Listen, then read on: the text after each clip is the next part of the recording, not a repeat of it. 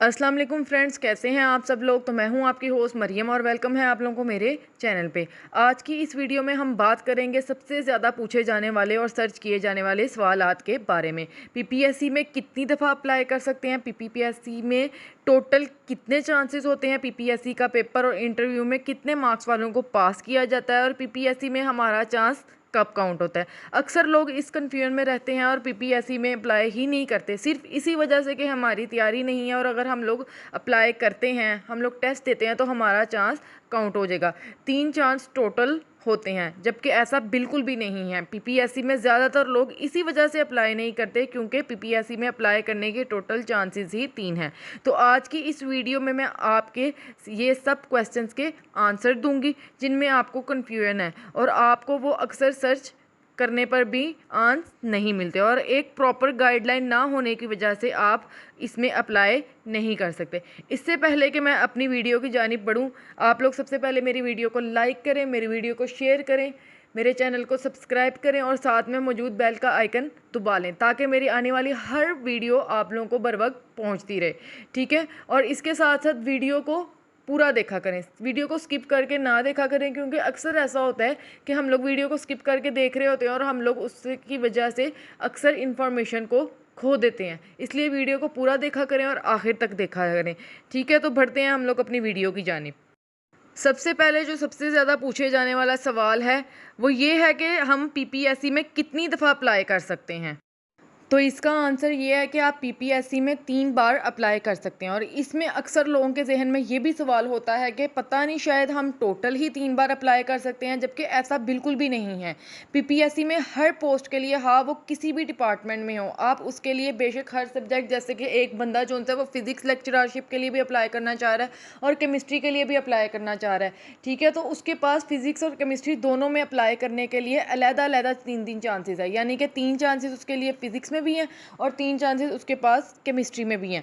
ठीक है, तो 3 दफ़ा अप्लाई कर सकते हैं आप लोग। तो इसमें ऐसा बिल्कुल भी नहीं है कि आपके पास टोटल ही 3 चांसेस होते हैं।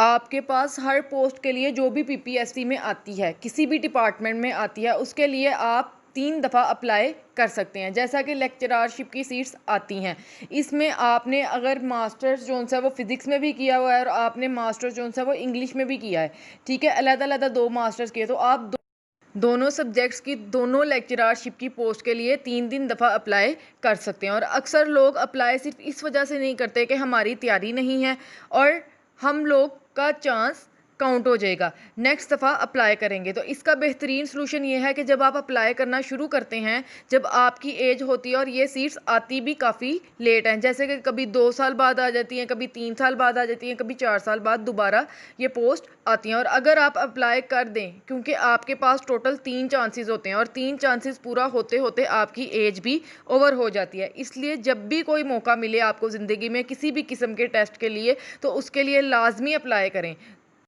तो इसके बाद जो मोस्ट कॉमन क्वेश्चन जो पूछा जाता है कि पीपीएससी में चांसेस कितने होते हैं, तो पीपीएससी का 1 पेपर एमसीक्यूज होता है, उसमें टोटल चांसेस 3 होते हैं। जैसा कि मैंने आपको पहले भी बताया है कि हर पोस्ट जो कि पीपीएससी में आती है, किसी भी डिपार्टमेंट में, उसकी हर पोस्ट के लिए आप 3 दफ़ा अप्लाई कर सकते हैं। और आपका जो अप्लाई करने का तरीका है, ये सिर्फ मैं 1 पेपर एमसीक्यूज के बारे में बता रही हूँ, जिसमें जब आप पीपीएससी के लिए अप्लाई करते हैं, क्योंकि पीपीएससी में जो मोस्टली पेपर पैटर्न होता है वो 1 पेपर एमसीक्यूज होता है।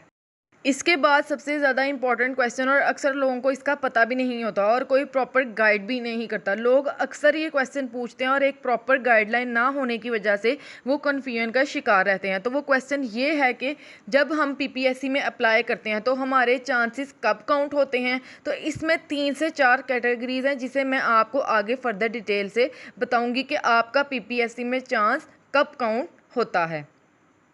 तो सबसे पहली बात, जब आप पीपीएससी में अप्लाई करते हैं और पीपीएससी का रिटन टेस्ट देते हैं और रिटन टेस्ट में आपके मार्क्स 40% आते हैं या 40% से ज़्यादा आते हैं, तो आप पीपीएससी में पास हैं। और जब आप पीपीएससी में पास होते हैं तो तब आपको इंटरव्यू के लिए क्वालिफाई हों या ना हों, आपका चांस काउंट नहीं होता। सादा लफ्ज़ों में ये है कि अगर आपने पीपीएससी का टेस्ट पास किया है और पीपीएससी के पासिंग मार्क्स है 40%, तो अगर आप 40% या 40% से ज़्यादा मार्क्स लेते हो और इंटरव्यू के लिए क्वालिफाई नहीं होते तो आपका चांस काउंट नहीं होता। अगर आप रिटन टेस्ट में 40% से कम मार्क्स लेते हैं तो तब आप पीपीएससी में फ़ेल कंसीडर किए जाएंगे और तब ही आपका चांस काउंट हो जाता है। अब दूसरी बात ये है कि जो अक्सर लोग पूछा करते हैं कि हमने पीपीएससी में अप्लाई तो किया था और हमारी रोल नंबर स्लिप भी आ गई है, लेकिन तैयारी ना होने की वजह से या किसी और वजूहात की वजह से मैंने पीपीएससी का रिटन टेस्ट नहीं दिया, तो क्या मेरा चांस काउंट होगा कि नहीं? इसका आंसर ये है कि अगर आप अप्लाई करते हैं, आपकी रोल नंबर स्लिप भी आ जाती है, लेकिन आप टेस्ट नहीं देते रिटन टेस्ट, तब भी आपका चांस काउंट नहीं होता। तीसरी बात यह है कि आप पीपीएससी में अप्लाई करते हैं, उसका रिटन टेस्ट देते हैं और आपके मार्क्स 40% से ज़्यादा आते हैं और आपका नेम इंटरव्यू की मेरिट लिस्ट में आ जाता है, तब आपका चांस काउंट तब होगा अगर आप इंटरव्यू में रह जाते हैं। यानी कि आपने रिटन टेस्ट पास किया, इंटरव्यू वाली मेरिट लिस्ट में आपका नेम आया, लेकिन इंटरव्यू में आप क्वालिफाई नहीं कर पाए, यानी कि फ़ाइनल लिस्ट में आपका नेम नहीं आया, तब भी आपका चांस काउंट हो जाता है। चौथी बात, आपने पीपीएससी का एग्ज़ाम दिया, एग्ज़ाम देने के बाद आपका नेम मेरिट लिस्ट में आया है इंटरव्यू में, यानी कि आपने इंटरव्यू दिया और इंटरव्यू में क्वालिफाई हो गए, लेकिन इंटरव्यू क्वालिफाई करने के बाद जो फाइनल लिस्ट लगी है उसमें आपका नेम नहीं आया, तब भी आपका चांस काउंट हो जाता है। और इसके बाद जो सबसे ज़्यादा इम्पॉर्टेंट क्वेश्चन है वो ये है कि इसमें पासिंग मार्क्स कितने होते हैं, मीन्स के कितने नंबर हम ले तो हमारा चांस काउंट होगा। तो जैसा कि मैंने आपको पहले भी बताया है कि पीपीएससी का जो रिटन एग्ज़ाम है उसके पासिंग मार्क्स होते हैं 40। आप 40% मार्क्स लेते हैं और आप 40% मार्क्स लेते हैं रिटन टेस्ट में, तो आप पीपीएससी के पेपर में पास हैं। वो अलग बात है कि आपका इंटरव्यू या फाइनल लिस्ट में मेरिट बनता है कि नहीं, वो कैंडिडेट के मार्क्स के लिहाज से बनता है। उसके बाद जो इंटरव्यू होता है उसमें जो पासिंग मार्क्स होते हैं वो 50 होते हैं। पेपर में 40% मार्क्स लेने चाहिए और इंटरव्यू में 50% मार्क्स होने चाहिए। अगर आप इंटरव्यू में 50% मार्क्स लेते हैं उसके बावजूद आपका नेम फाइनल लिस्ट में नहीं आता, तब आपका चांस काउंट नहीं होता। अगर आप रिटन पेपर में 40% मार्क्स लेते हैं, इंटरव्यू में 50% मार्क्स लेते हैं, लेकिन फाइनल जो लिस्ट लगी है उसमें आप नहीं क्वालिफाई होते, तब आपका चांस काउंट नहीं होता। अगर आप रिटन टेस्ट में 40% मार्क्स लें और इंटरव्यू में 50% मार्क्स से कम मार्क्स लें, मतलब कि आप इंटरव्यू में फ़ेल हो जाएं, तब आपका चांस काउंट हो जाता है। उम्मीद है कि आपको कम्प्लीटली अब सब कुछ समझ लग गई होगी। अगर मज़ीद कुछ कन्फ्यूजिंग पॉइंट्स आपके जहन में हैं तो आप लोग वो कमेंट सेक्शन में मुझसे पूछ सकते हैं। और आखिर में आप लोगों को फिर से यही कहूँगी कि अगर आपको मेरी वीडियो पसंद आई है तो मेरी वीडियो को लाइक करें, शेयर करें, मेरे चैनल को सब्सक्राइब करें, बेल का आइकन दबा लें ताकि मेरी आने वाली हर वीडियो आप लोगों को बर वक्त मिलती रहे। अपना ख़ास ख्याल रखते हैं। मिलते हैं अपनी अगली वीडियो में। अल्लाह ताला हम सबको कामयाब करें। अल्लाह हाफिज़।